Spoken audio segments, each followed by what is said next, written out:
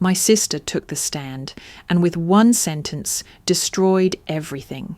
She looked the judge in the eye and said I was unstable, incapable of raising my daughter. The woman who once braided my hair, who cried with me when our mother died, now called me unfit in front of strangers. I didn't flinch. I couldn't. But inside something shattered. They thought they could erase me with lies. They thought I'd break. They had no idea who I really was. This wasn't just a custody battle. This was war. And I was done being the quiet one. The courtroom smelled of polished wood and nerves. I sat on the left side, hands folded tightly in my lap, heels planted to keep myself from trembling. My navy blazer felt stiffer than usual, the fabric resisting every breath I took. Across the aisle sat Ethan, calm, smug, flawless in his tailored suit, his lawyer whispering something in his ear that made him smirk. I didn't care. I wasn't afraid of Ethan, not anymore. The judge entered and the room rose. I kept my eyes on the bench, but my peripheral vision caught the door opening. A familiar silhouette entered. Amanda, my sister. Her honey blonde hair twisted into a neat chignon, her heels clicking confidently as she walked toward Ethan's table. My stomach flipped. She wasn't supposed to be here. I hadn't seen her in months, not since our last tense conversation about the divorce. Amanda avoided my gaze as she sat behind Ethan. My throat tightened. Surely it was a coincidence. Maybe she was here to support me, just sitting in the wrong place. Then Ethan's attorney stood. Your Honour, the plaintiff would like to call Amanda Reynolds to the stand. I blinked. My heartbeat thundered in my ears. She walked slowly to the witness stand. For a moment, our eyes met, and she looked away. That was when I knew. Not suspected, not feared, knew. This was betrayal. She was sworn in. Ms. Reynolds, the lawyer began, how would you describe your sister's mental and emotional state over the past few years? Amanda cleared her throat. Unstable, she said flatly. Julia has struggled with anxiety for years. She's had trouble maintaining focus, especially under pressure. I've seen her have panic attacks. I don't believe she's capable of providing the consistency a child needs. Every word sliced deeper than the last. I didn't move, couldn't. Her voice echoed in my ears. Amanda, the person who once stayed up with me after our mother died, who knew every secret I'd ever shared, was using my worst moments as weapons. She also isolates, Amanda continued. She avoids family, doesn't let anyone visit her home. She's paranoid, secretive. Objection, my lawyer said softly beside me. Speculative. Sustained, the judge responded, but the damage was done. Those words hung in the air like smoke. Ethan looked victorious, legs crossed, fingers steepled like he'd just checkmated me. His lawyer kept the questioning going. And in your opinion, Ms. Reynolds, is your sister capable of raising a child on her own? Amanda hesitated, just for a second. No, she said. No. That word hit me like a backhand. Her voice didn't tremble. Her hands didn't shake. It was rehearsed, perfectly timed. I remembered the countless times she called me crying, needing help with her rent, her son, her job. I remembered driving hours to babysit when her sitter cancelled. I remembered watching her fall apart and putting her back together. And here she was, handing me over like a lamb for slaughter. I clenched my jaw to keep from crying. The lawyer smiled. No further questions, Your Honour. Amanda stepped down and walked past me without so much as a glance. The judge called a recess, and I stood slowly, my legs numb. I turned to see Amanda walking into the hallway with Ethan, speaking quietly, like they were old friends. Maybe they were. Maybe they'd been planning this for weeks, months. I didn't follow. I didn't need to hear the rest. I had heard enough. I didn't cry, not in that courtroom, not with Amanda's betrayal still echoing in my bones. I sat through the rest of the proceedings like a statue, rigid, expressionless, willing my pulse to slow and my breath to remain steady. I reminded myself to blink, to sit up straight, to not clench my fists. I reminded myself that if I fell apart now, they would win. Ethan, Amanda, all of them. The judge's words floated through the haze, a temporary arrangement. Ethan would have full custody for the next week, while further evaluations were conducted. I was allowed one supervised visit, just one. I nodded as if it didn't matter, as if the ground hadn't just opened beneath me. Emily turned around from the bench beside the bailiff, her small face scrunched with worry. I managed a smile, a lie in the shape of comfort. She waved hesitantly, her hand trembling slightly. I lifted mine, gave a little wave back, then looked away before my face cracked completely. As the courtroom emptied, I stood alone. No family approached me, no sister offered a hug, no ex-husband spared me a glance. Amanda disappeared through the side doors, Ethan trailing behind. They didn't even look back. I waited until the hallway was empty before I followed. I didn't want Diane or anyone else to see me unravel. Outside, the cold afternoon air hit my face like a slap. I kept walking straight to the parking garage, head down. My hands shook as I reached for my keys. The car door closed behind me with a heavy thunk. And that's when it hit. The first sob tore out of me without warning, loud and raw. I gripped the steering wheel as the second followed, then the third. I couldn't stop. My body curled in on itself, grief folding me like paper. I cried until my throat burned and my chest ached. I had been betrayed before, but not like this, not by Amanda. A memory surfaced, unwanted but persistent. 10 years ago, Amanda was broke. Her husband had just left, and she had 2 toddlers and a mountain of debt. She called me sobbing, shaking, terrified she'd lose the house. I cashed out part of my retirement and wired her the money without hesitation. No questions, no conditions. I babysat her boys while she went to therapy. I cooked her meals when she couldn't get out of bed.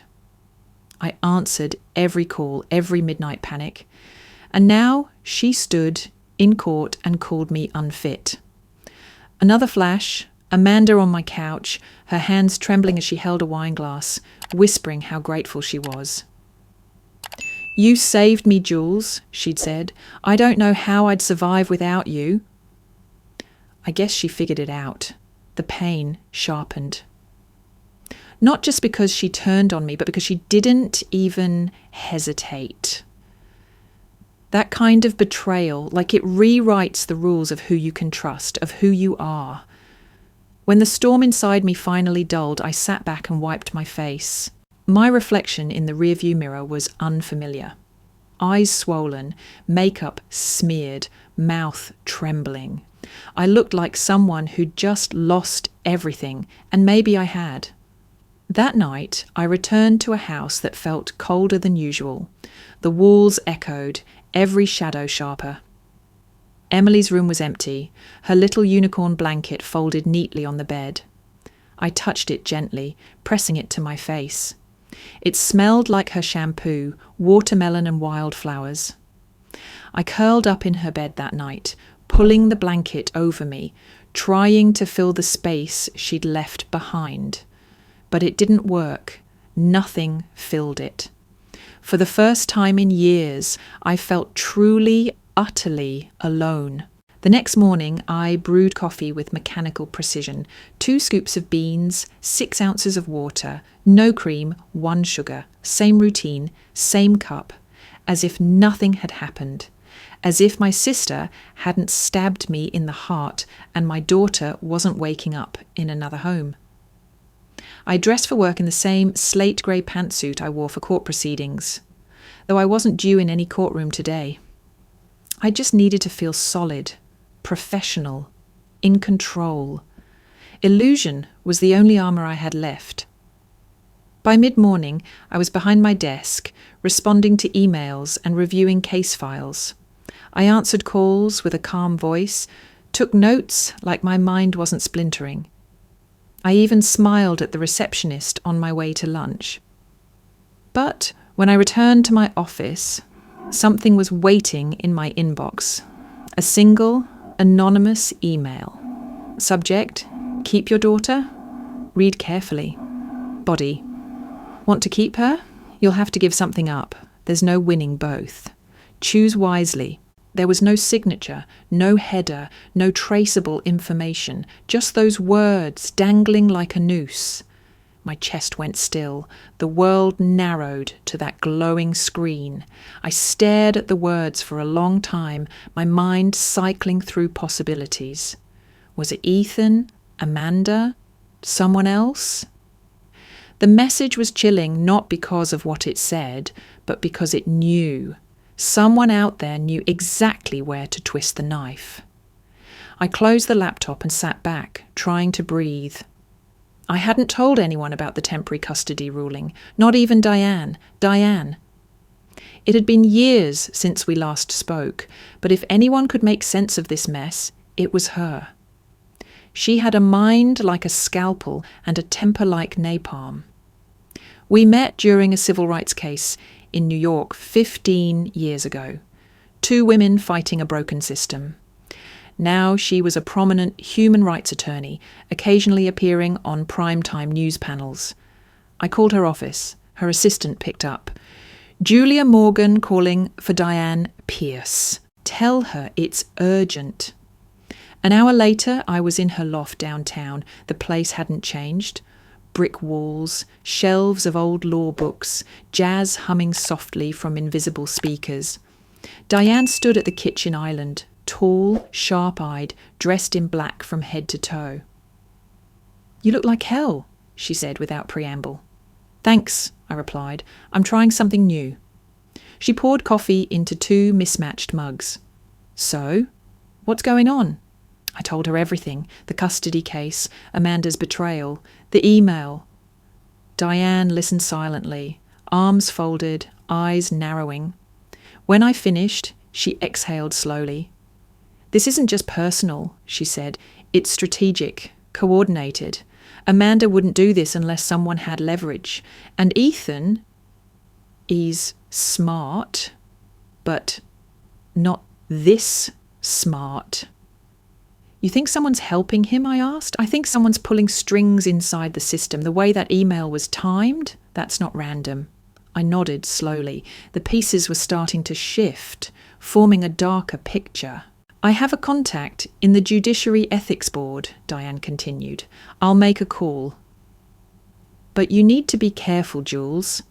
If they're playing dirty, you can't play by the rules." I frowned. "I'm not ready to go rogue. Not yet."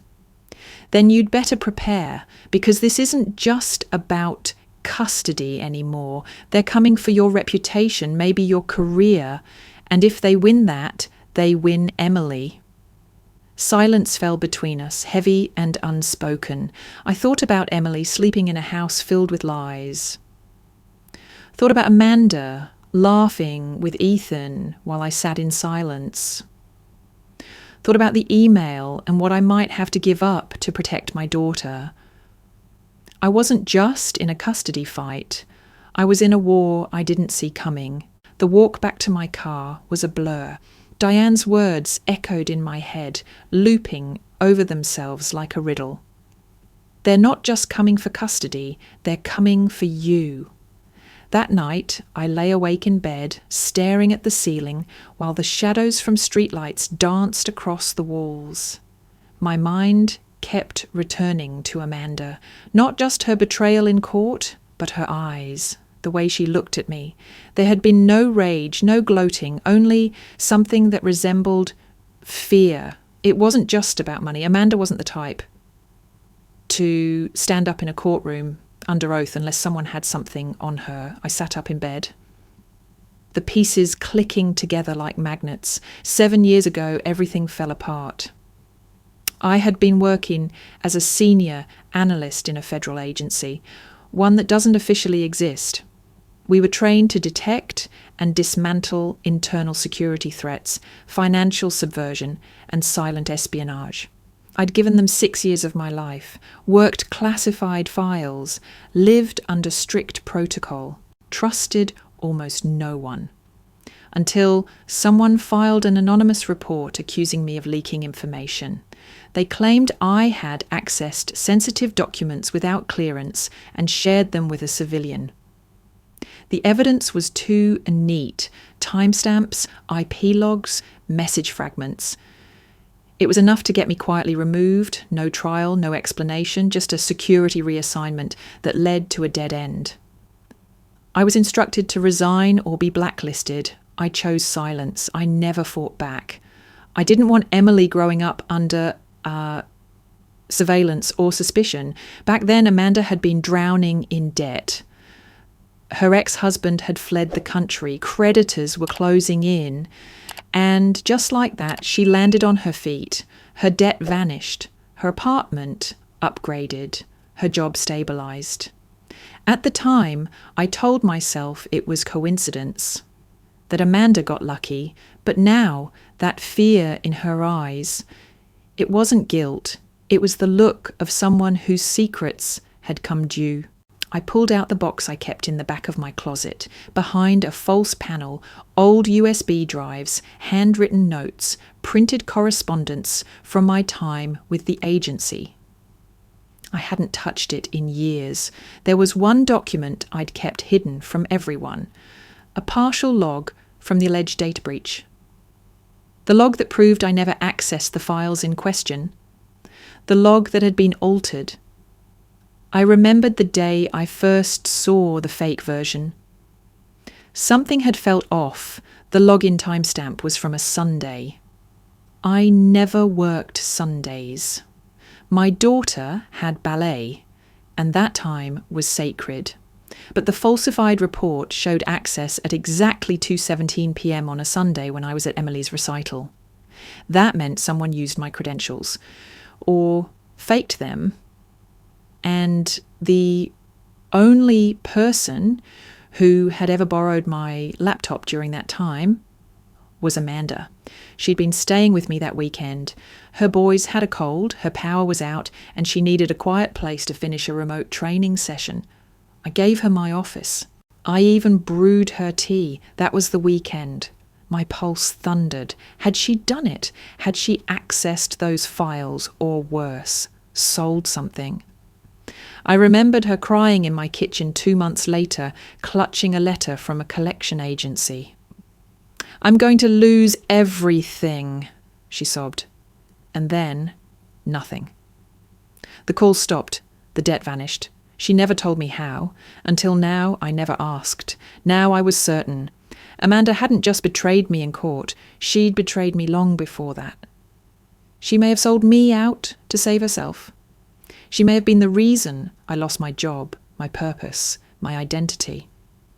I closed the box gently and slid it back into place. I didn't cry.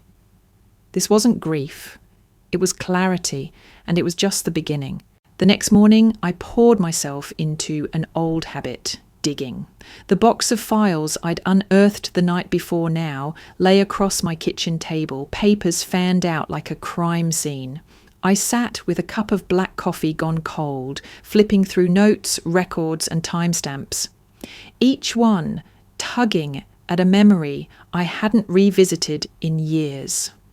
I found my old daily planner, thick with post-its and scribbled to-do lists. The pages were stiff, some stained with highlighter or long-faded tears. I scanned the dates surrounding the supposed leak. The weekend Amanda had stayed with me, there it was. Emily recital, 2 p.m. Sunday.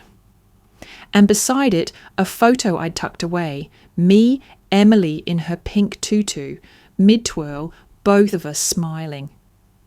I'd been with my daughter. The access log was a lie. I flipped further back. 7 years of silence left room for forgotten details. I found references to phone calls I didn't remember taking, strange charges on a credit card I no longer used. and 3 missed calls from a number that no longer existed. Each detail unearthed something darker, like a map leading to a betrayal I still hadn't fully grasped. The door creaked open. Emily wandered into the kitchen in her pyjama pants and a wrinkled t-shirt that read, "Future Astronaut." Her hair stuck up at odd angles, and her eyes were still heavy with sleep. I pushed the papers aside quickly. I hadn't told her anything, only that she'd be home again soon. "Morning, Bug," I said softly. She yawned and reached for the cereal. "Is it still your week to have me?" The question stung. "Not yet," I replied. "A few more days." She sat at the table and poured the cereal carefully, avoiding my eyes. I kept my tone light. "Did you have fun with Dad?" She shrugged. "I guess. We watched movies." A pause. "Amanda came over?" she added, her voice more careful now. I stiffened. "She did?" Emily nodded, spooning cereal into her mouth without looking up. "She said you used to work with secrets, that you got in trouble." My stomach dropped. "What kind of trouble?" "She said you broke rules. That's why you're not allowed to work with important people anymore." I blinked, trying to mask the fury rising behind my eyes. "She also said you weren't very good at keeping promises." I swallowed hard. What else did she say? Emily hesitated, then whispered, "She said you're not really who you say you are." My heart cracked in two, not because of Amanda's lies, I'd expected those, but because my daughter repeated them with such confusion, such genuine uncertainty.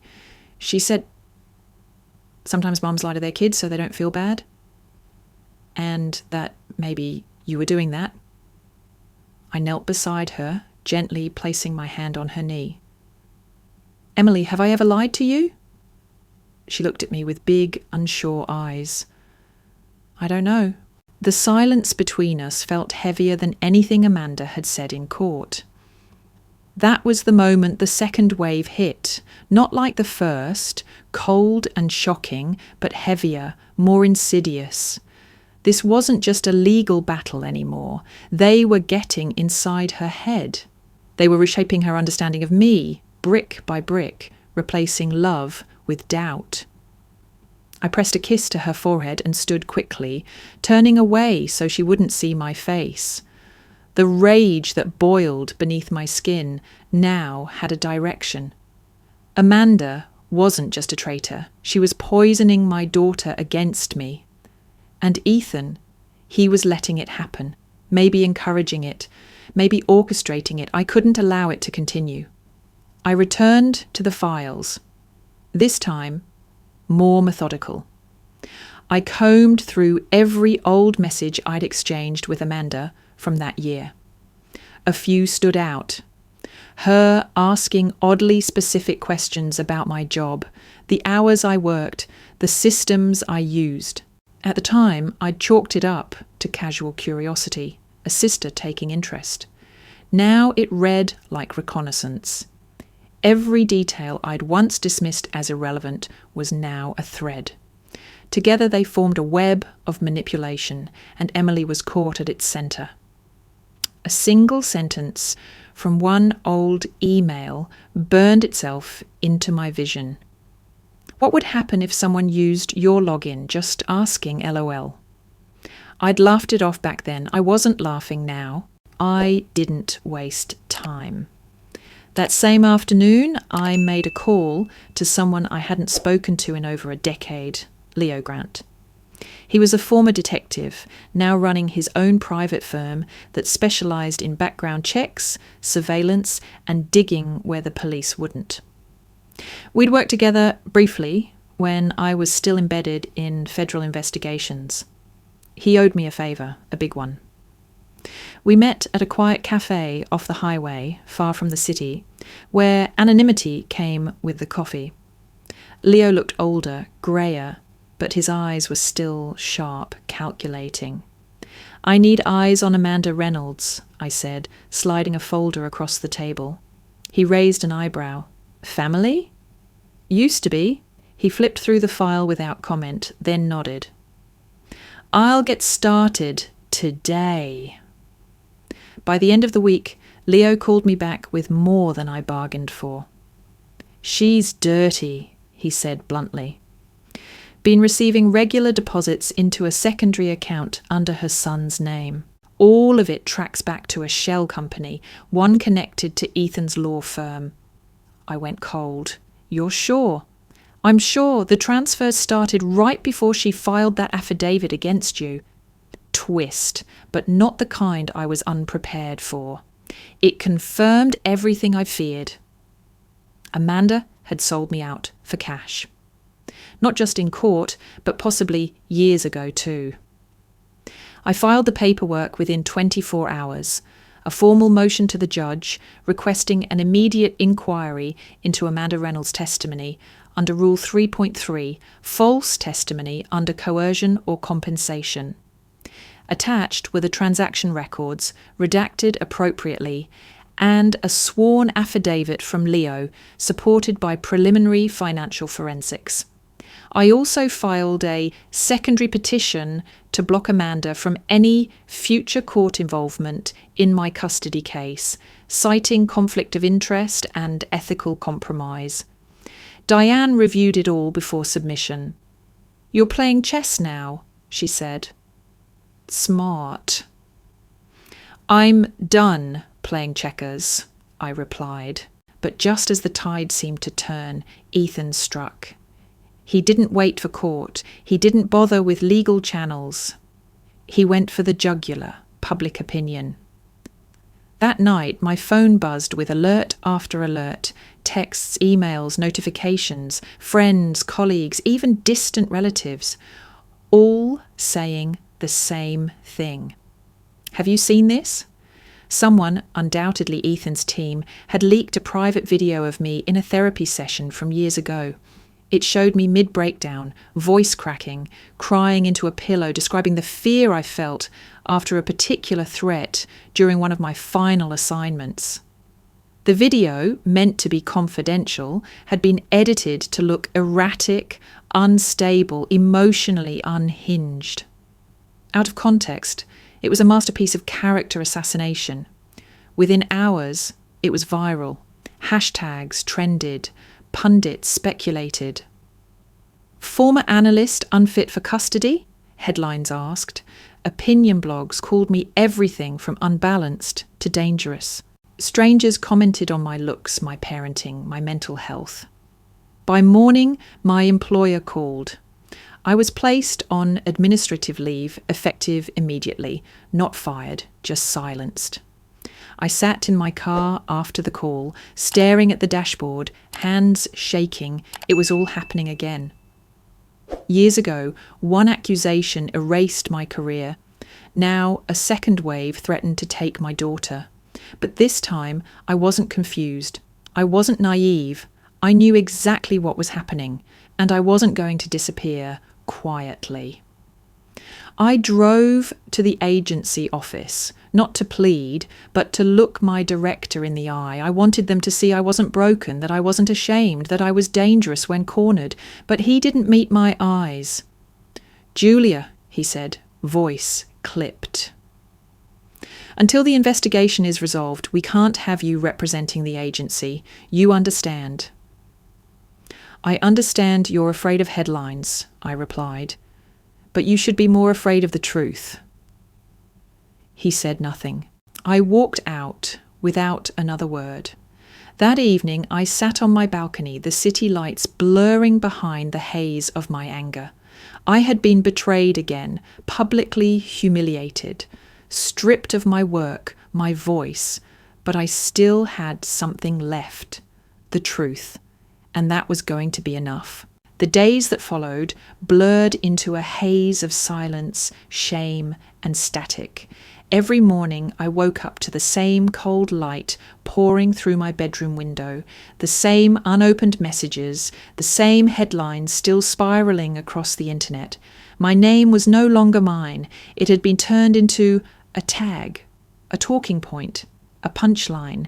People who had never met me dissected my parenting on live streams. A therapist I'd seen during the darkest period of my life had become part of an orchestrated smear campaign. No one questioned how private footage had been obtained, only what it proved. I didn't leave the apartment, didn't answer the phone, didn't speak to anyone but Diane.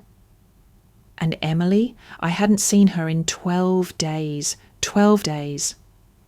A judge had ruled the video sufficient concern for a temporary visitation suspension pending psychiatric review. The irony was cruel. One step taken years ago to protect myself had been weaponized to sever the most sacred bond in my life. Emily could only email me. Her messages were short, polite, like she wasn't sure what she was allowed to say. I could feel the caution in every word, as though she were being supervised, guided, perhaps even corrected. Her most recent one simply read, "Hi Mom, I miss you. Dad says you're getting help. Are you okay? Love, Emily. Getting help." That was how they framed it, like I was broken, like I was dangerous. I stared at the message for hours before replying. "I'm okay, Bug. I miss you every second. I'm fighting for you." That's what mums do. I love you more than anything, and I hit send. That night, I sat alone on the floor of my living room, the city lights flickering through the window, surrounding me in a quiet mockery of normal life. I thought of all the things I had been: analyst, protector, daughter, sister, mother, and how each title had been slowly stripped away one by one. I had nothing left to give, except maybe one final fight. "Get up," Diane said on the phone the next morning. She didn't ask how I was. Didn't bother with sympathy. "We're not done. I've been suspended. The court won't listen. Emily thinks I'm sick." "Then we change the narrative," she said. "We play their game better than they do." She outlined her plan like a prosecutor prepping for trial. "Ethan wants this to be emotional. We give them facts. We expose his ties to that shell company. We leak the forensic report showing Amanda's payoffs. We publish your full therapy transcript, the unedited one. Let the public see the whole story, not the cut-up mess they've been fed." "You want me to go public?" I asked. "I want you to go nuclear," she said. "Controlled detonation. Trust me." That afternoon, Diane put me in touch with a reputable journalist from an investigative paper. Not a tabloid, not a political rag. Someone who cared about integrity. We gave her exclusive access. The altered video, the uncut version, the connection between Ethan and Amanda's financial trail, the sealed document from the ethics board that Diane had legally obtained through a third party. We didn't stop there. Diane arranged an anonymous interview with a former colleague of mine at the agency, someone willing to confirm on record that I had never leaked anything, that the internal report was doctored, and that politics, not proof, had led to my removal. 3 days later, the expose dropped. It was brutal, honest, and devastating. The headline read, "Beneath the Custody Battle, Smear Campaign, Corruption, and a Mother's Fight for Truth." Within hours, the tides began to turn. People started asking questions. Legal blogs analysed the court's rush to suspend visitation. Advocacy groups demanded an inquiry into Amanda's role. The original video was re-uploaded, this time side by side with the full version. The contrast was damning. But the part that mattered most came the following morning. A new email from Emily. "Mom, I saw the video, the real one. I showed it to my teacher. She said it was brave. I'm proud of you." And beneath that, she wrote something she hadn't said since the custody hearings began. "When can I come home?" I cried for the first time in days, but not from pain, from something that almost felt like hope. The morning after the article dropped, I opened my encrypted archive for the first time in years. It had been sitting there, untouched on a flash drive buried inside the lining of an old briefcase. One of those low-tech hiding places you only remember when your life depends on it. I plugged it into my laptop, heart thudding, and waited for the files to load.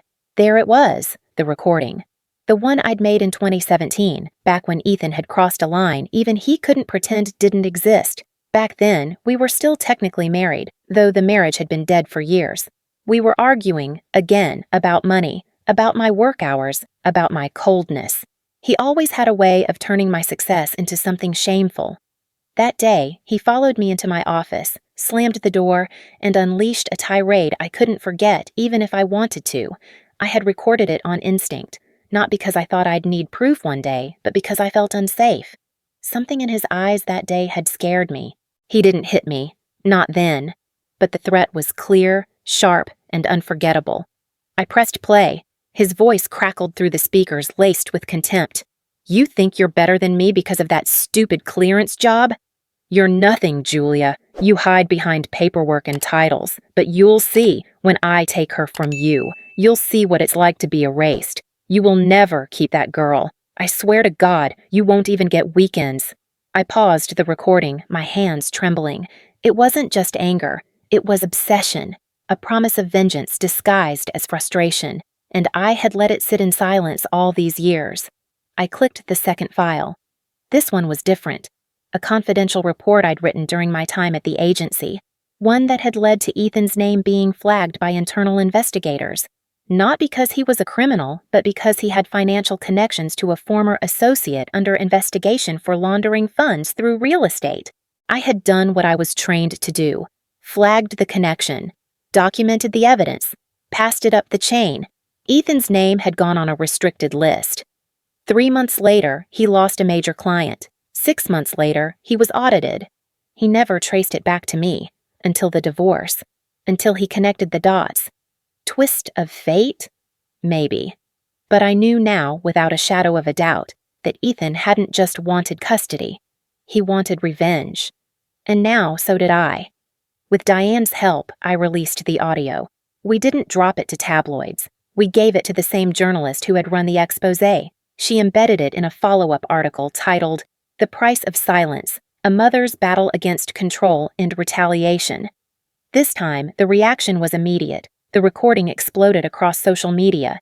Ethan's threats, his tone, his calculated cruelty. It shocked even the skeptics. The soundbite, "You will never keep that girl," became a rallying cry for women across the country.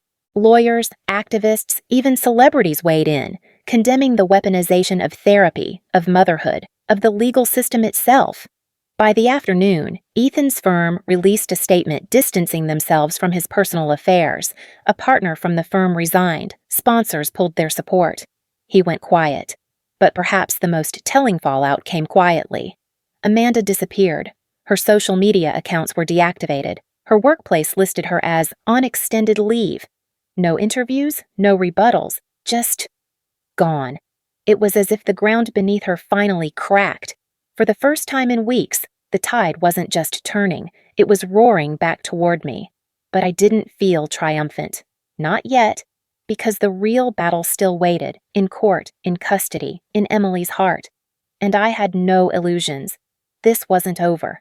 But I had found something stronger than survival, purpose. And this time, I wasn't fighting alone. The courtroom felt different this time.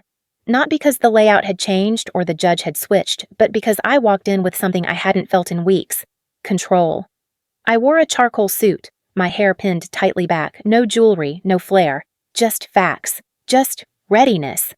Ethan sat across from me, stiff, pale, thinner than usual. His lawyer, Mr. Keene, was visibly less confident than he had been weeks earlier. His gaze darted between his notes and the gallery, as if searching for an exit strategy.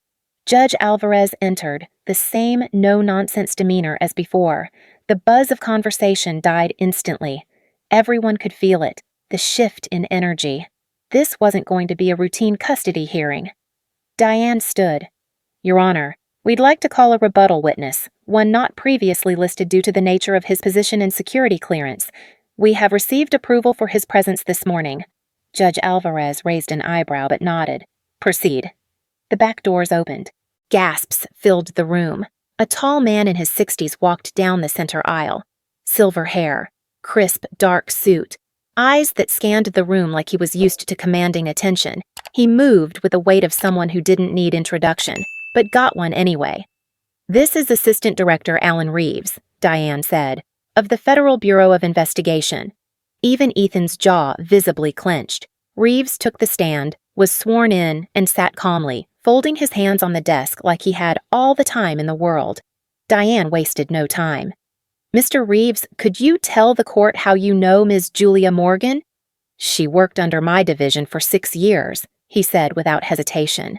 "She served as a senior analyst in national financial security, overseeing internal threat assessments." "And why did her employment end?" He leaned forward slightly. "Because she chose to leave. Voluntarily. Her daughter was entering school age, and Ms. Morgan requested a transition to a non-sensitive role.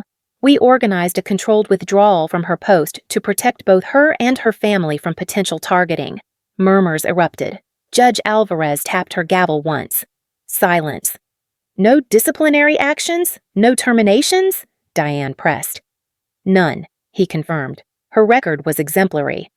"I didn't look at Ethan. I didn't need to. I could feel the heat rising off him from across the aisle."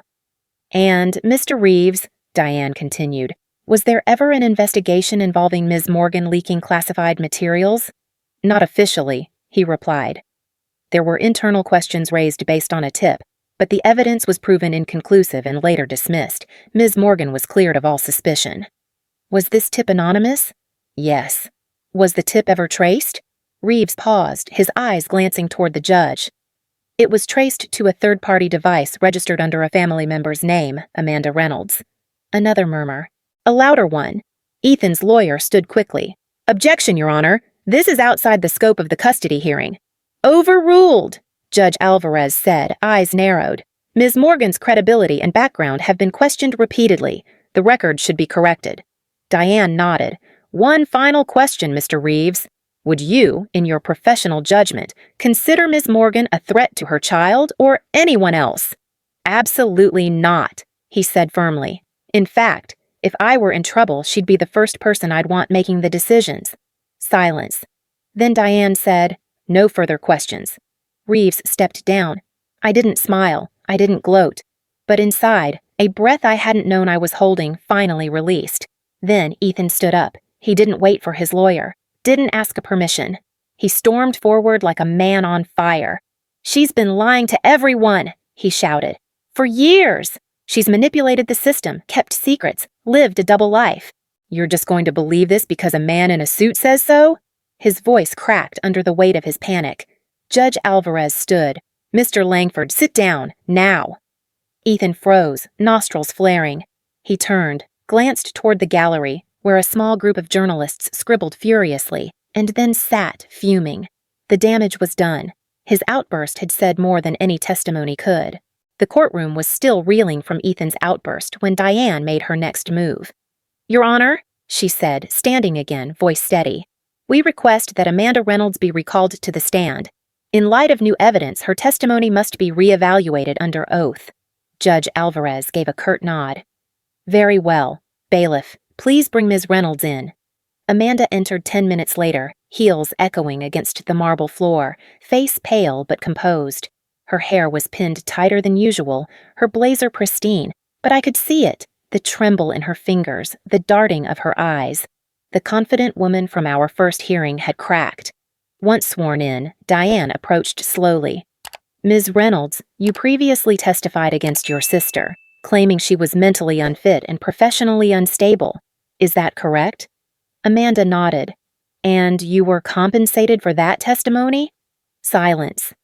"Amanda," Diane pressed, "I will remind you that perjury carries criminal penalties. We have evidence of financial transfers from a company connected to Mr. Langford's firm. Would you like to explain those?" Amanda swallowed hard.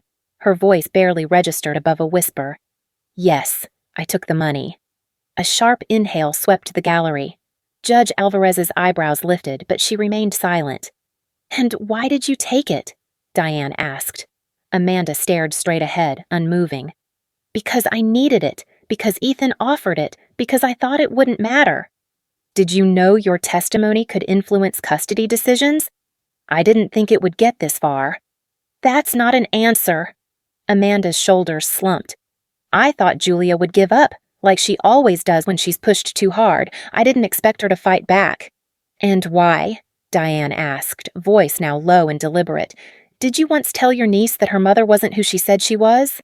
Another pause, this one longer, deeper. Amanda finally turned toward me, her eyes wide but unreadable. Because it was true. The room froze. I didn't mean what Ethan made me say, Amanda continued, but I did mean that Julia isn't who she thinks she is. A confused murmur rippled through the gallery. Diane blinked. Clarify that statement, Ms. Reynolds. Amanda hesitated. Her jaw worked like she was chewing through glass. Then she said, the person who arranged Julia's dismissal from her federal post wasn't Ethan. A beat. It was our father. The words didn't register at first. Our father? He's dead, I said aloud, unintentionally. Amanda shook her head. No, he's not. The air was sucked from my lungs.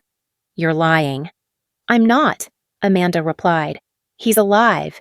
His name's not what you thought it was. He's been under another identity for years. After Mom died, he went deeper into the network. Diane stepped forward. What network? Amanda exhaled. He was a handler, Black Ops Division. He ran intel for internal surveillance teams. When Julia started working security cases, someone flagged her clearance, afraid she'd uncover him. He was the one who leaked the false tip. I couldn't breathe. I was standing, but I felt like I was falling. Amanda continued, her tone now shifting from defensive to resigned. He did it to protect his cover. You were getting too close, too good, too visible. I wanted to scream, to deny it, but a part of me had always felt the wrongness in how my career ended. Now I knew why. And why tell us this now? Diane asked. Amanda looked at me. Because I'm tired of being someone's pawn. I thought taking money from Ethan would make me feel powerful, but I was just trading one controller for another. She paused, then added almost quietly, and because she deserves to know the truth. Diane stepped back. No further questions. But Amanda wasn't done. As she stood from the witness chair, she looked directly at the judge. For what it's worth, she said, voice brittle, I did what I had to do to survive. Julia. She does what she has to do to win.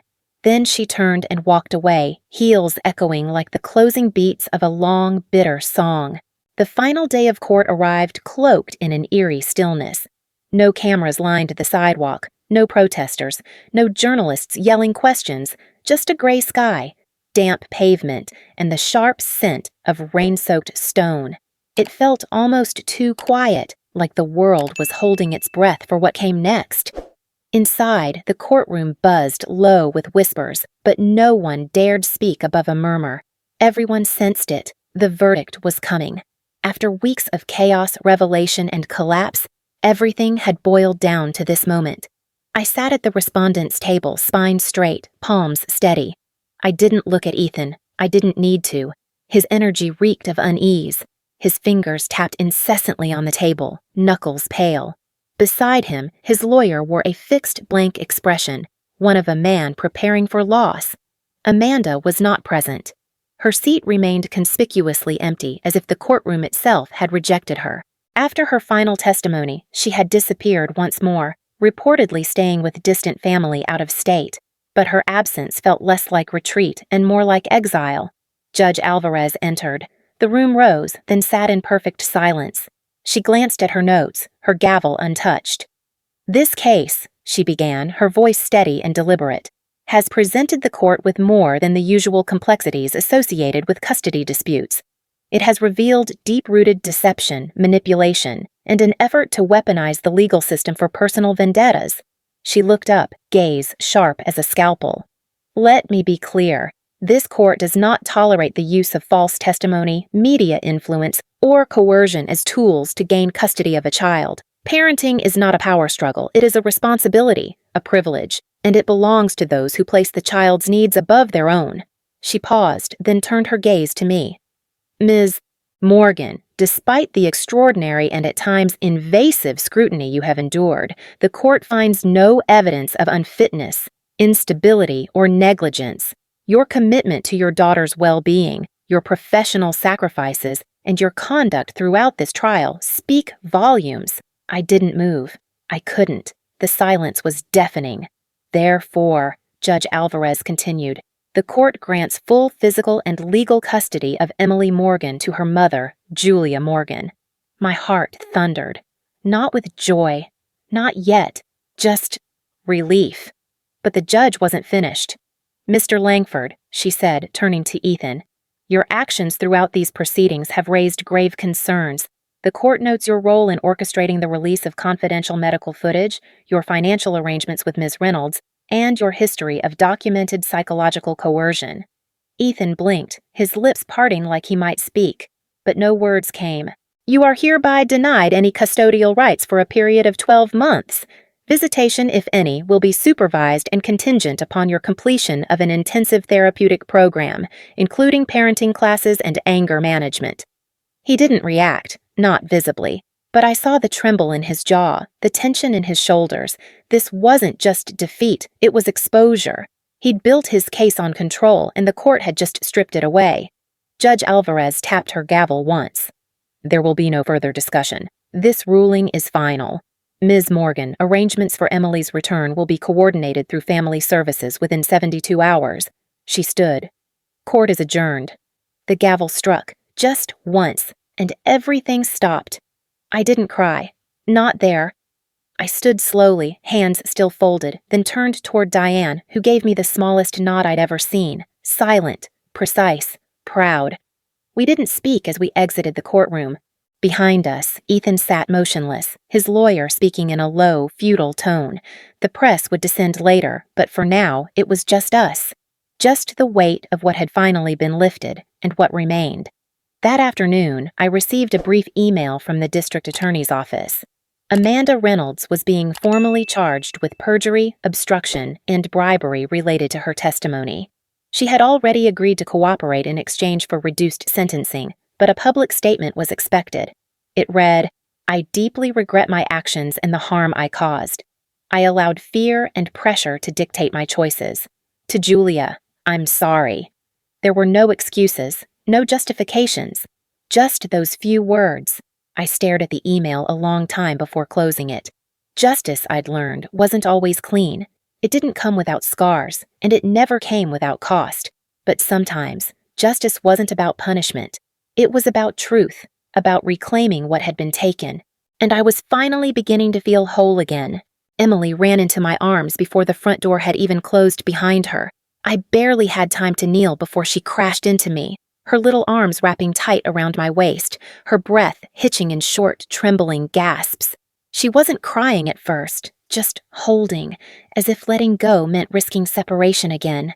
I missed you so much, she whispered against my shoulder, and then the tears came, heavy, shaking, unstoppable. I missed you too, baby, I murmured, burying my face in her hair. So much. I held her for a long time. Let her cry. Let myself feel the warmth of her, the weight of her body against mine. I hadn't realized how quiet my life had become without her voice filling the corners of this apartment. How wrong everything had felt. Now it was as if oxygen had returned. We sat on the couch for hours, just talking about nothing. Her favorite show, the friends she missed, the food at her dad's house that she didn't like but was too polite to say so. She told me about the books she read, the way Amanda braided her hair too tight, and how she didn't like how everyone whispered when they thought she wasn't listening. And then she paused. Her fingers traced the edge of the throw blanket between us. Can I ask you something? She said softly. Always. She hesitated. Dad said you used to be a spy. I smiled faintly.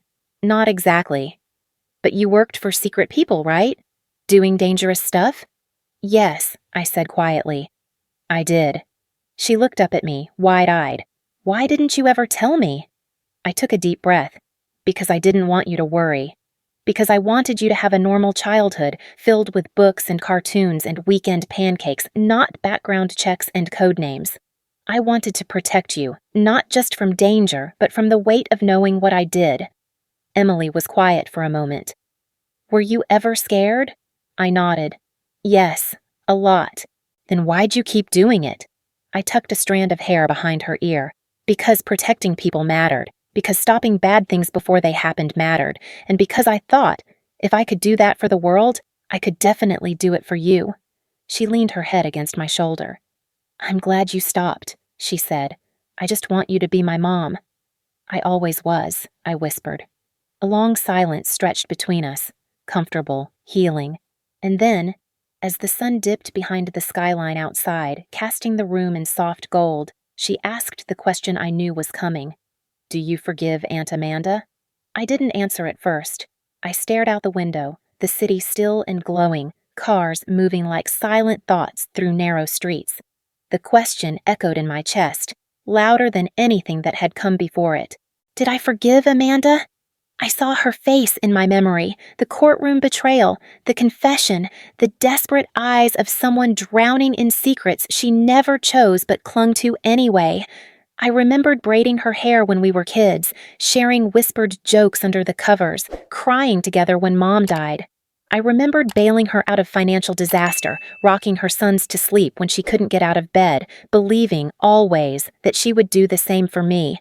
And then I remembered the lies, the coldness, the look in her eyes when she told the court I was unstable, when she let them take Emily. Did I forgive her? I looked down at my daughter, whose innocence had been cracked by grown-up betrayals. And I knew my answer. "I don't know yet," I said honestly. "Maybe one day, but not today." Emily nodded slowly. She didn't press. We sat in silence for a while longer. Then she crawled into my lap, curling up like she had when she was 4 and the world was still small and safe. And I wrapped my arms around her, not as a judge, not as a strategist, not as a woman burned by those closest to her, but simply as a mother, trying her best. 6 months later, I stood behind a podium in a quiet, sunlit auditorium in Chicago, facing a crowd of policymakers, educators, and advocates gathered for the National Child Rights Symposium. The walls were paneled in oak, and the air smelled faintly of paper and old books, like a library where hard truths were meant to be spoken aloud. The introduction was brief, no name, no biography, just the title, A Testimony on the Invisible Battles of Family Court. I took a breath, looked down at my notes, then looked up. I was once told that family is where we're safest, where we're seen, where we belong. A pause. But sometimes, family is where the deepest betrayals happen, where silence is weaponized, where love is conditional and truth is inconvenient. The room was completely still. I'm here today not as a judge or an analyst, not even as a mother in the legal sense. I'm here as someone who almost lost everything, not because I did something wrong, but because I didn't fit the version of myself others preferred. I spoke calmly, steadily, but every word carried the weight of my story. I was accused of being unstable, of hiding things, of being emotionally unfit to raise my child. None of that was true, but the people who said it weren't strangers. They were family. Murmurs rippled quietly through the room. I fought to protect my daughter, not just from an unfair custody ruling, but from the slow erosion of her understanding of me. I fought against a legal system that sometimes favors perception over evidence. And I fought against the myth that parents can't be both professional and loving, both private and capable. For the next 10 minutes, I detailed my battle, without names, without dates, just the truth of what it feels like to have your identity stripped, your history rewritten, and your voice drowned by louder, richer, more familiar ones. When I was finished, I stepped back from the microphone.